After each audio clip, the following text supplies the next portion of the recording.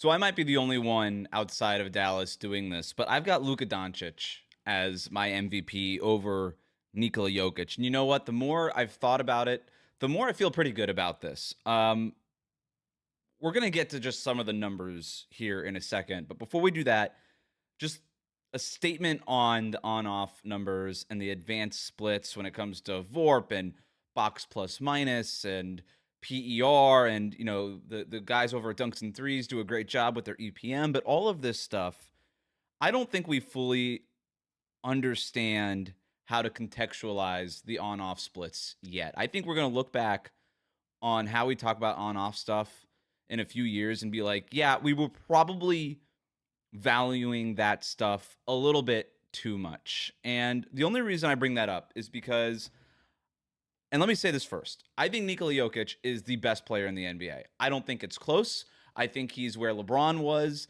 10 years ago. It's Nikola Jokic, and then everybody else is battling for second. He is easily and by far the best player in the NBA.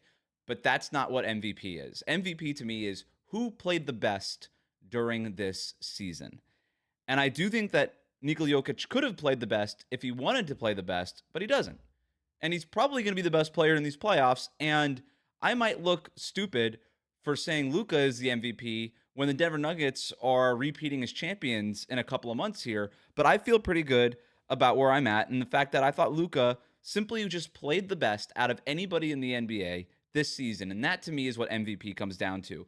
And I think we get hung up on that valuable thing. And that's where we put the on-off stuff so high in our list of priorities when we're thinking about awards like this. And I'm not saying that on-off splits should not be included on your list of things, on your list of criteria when thinking about MVP.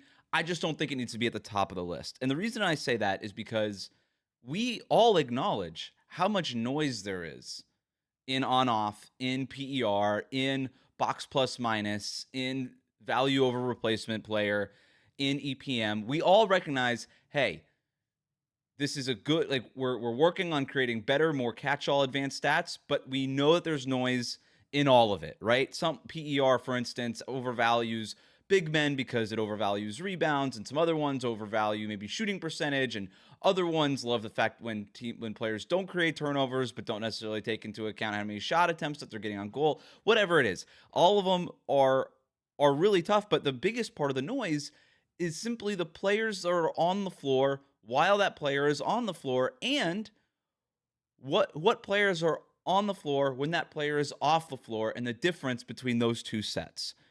And again, it should be part of the criteria. That does matter when you're talking about value to a team, but I don't think it should be the top thing.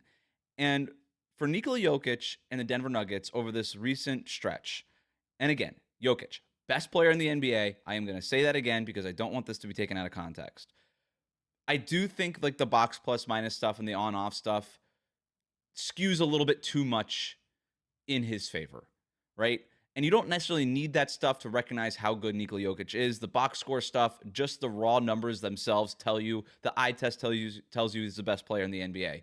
But when he is consistently dominating this stat for 4, 5, 6 years, I just have some questions about how we value and how we prioritize that stat. He's helped by the fact that he's got an awesome 5-man lineup. No, he does not have somebody like, he doesn't have like a superstar next to him, although I would say Jamal Murray is an all-star caliber player. If you think Kyrie Irving is better than Jamal Murray, that's fine. The kids probably think Kyrie Irving is way better than Jamal Murray, and that shouldn't even be a conversation. I watch a lot of basketball. I watch those two over the last few years. I think it's closer than people give it credit for. So we'll just chalk it up there. He's also got an awesome defender in Aaron Gordon, a great three-point shooter in Michael Porter Jr., and more than anything, these guys have played together for years. So all of that stuff is going to lift, and it's going to lift Jokic's on-the-court numbers. And then when he's off the court, Denver likes to run these bench mobs out during the regular season. Their bench stinks. They win games because their starters are so dominant, and then their bench comes in and only gives up a small portion of the lead that they've already built up. And that also goes into helping Jokic's on-off numbers. For Luka, he plays a lot of minutes with Kyrie Irving. He's played 2,680 possessions, according to Cleaning the Glass, with Kyrie Irving. The Mavericks are plus 10.4 in those minutes. Jokic with Jamal Murray, the Nuggets are plus 15.7 net rating in those minutes. When Jokic is off the court, the Nuggets plummet 11.2. They're outscored by 11.2 points per 100 possessions. When Jokic is not playing, the Mavericks are outscored by 3 points per 100 possessions when Luka is off the floor. So that alone is where I think a lot of people will stop their argument. And my argument here is don't stop there. Why are we stopping with this stat?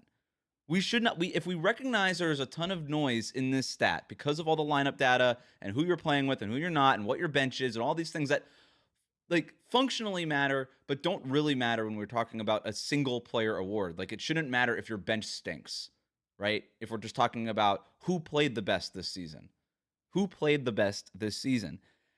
And if we recognize that there's a ton of noise in these advanced VORPs and EPMs and on-off numbers, then why don't we go back to the numbers that don't have any noise in them at all? And that's the box score number. It's just the raw numbers. There is no noise in these numbers. You either scored these many points, you got this many rebounds, you got this many assists, you got these many blocks and steals. Those are the numbers, the raw stats. And I feel like as we have overvalued on-off stuff, we have started to undervalue and almost look past just the numbers that these dudes are putting up sometimes. So here are the numbers. All right? Here are the numbers. I'm going to start just with minutes and games. Luka played not as many games as Jokic. Luka played more minutes per game as Jokic. They played about the same amount of minutes overall for the season, so that's not going to matter here. So boom, that's a wash. Luka Doncic, 34 points per game, 9 rebounds, and 10 assists this season. Nikola Jokic, 26, 12, and 9. All right, both of them are awesome. They're easily in the top 2, even if you just go by this stuff. Both of these guys were awesome. Their usage rate, Luka, slightly higher than Nikola Jokic. Luka, 35%, or not slightly higher, a lot higher. Luka, 35% of Dallas's possessions. Jokic used 29% of Denver's possessions. True shooting percentages are about the same. Jokic gets the edge, 65%, Luka 62%. So those are all the stats. That's what I got for you, okay? And I do consider like usage rate and true shooting a lot less noisy than the on-off numbers, although those kind of go into the advanced stat bucket. So those to me are the raw numbers, all right? I'm going to go back to Luka's numbers. 34 points per game. 4 more points per game than anybody else who qualifies for this award. That's not nothing. That's not nothing. I don't think we value, like at the end of the day, you need more points than the opponent. And in a world of NBA analysis, I think we get bogged down into these advanced stats and all these great synergy things and all this stuff that's relatively newly available to us that we sort of just forget that the most important trait a player can have is scoring points, is putting points on the board. And Luka is better than that than anybody else in the NBA this year. 4 more points than anybody else who qualifies for this award, right? We're talking about the difference between like Luka to Jokic is 34 points to 26.5 points, right? That's almost 8 points difference per game. And I know that's not what Jokic does, and I understand that Jokic creates more scoring opportunities for his teammates, and he lifts Denver's offense to elite heights, and the assists and all that stuff. I get that. I get it. But Luka also creates a ton of stuff for his teammates too. And he might not be as good as Nikola Jokic at creating a good shot every possession, but man, he's number 2 in the NBA. Like he is elite at creating great shots. If you need a good shot on one possession, you would be thrilled to have Luka or Jokic. Like that is not a slight on Luka, the fact that Jokic is better at that than he is. They are both the elite guys in terms of creating good looks for their offense. There's a reason why Dallas is where they're at, and Derrick Jones Jr. looks like a knockdown 3-point shooter on some nights. Luka Doncic is creating wide open looks for that guy. So that's certainly part of it. He's averaging the most points since James Harden in 2020. I know we can't overlook points per game. It's an important stat. The rebounds, Jokic has the advantage. Assists, Luka has the advantage.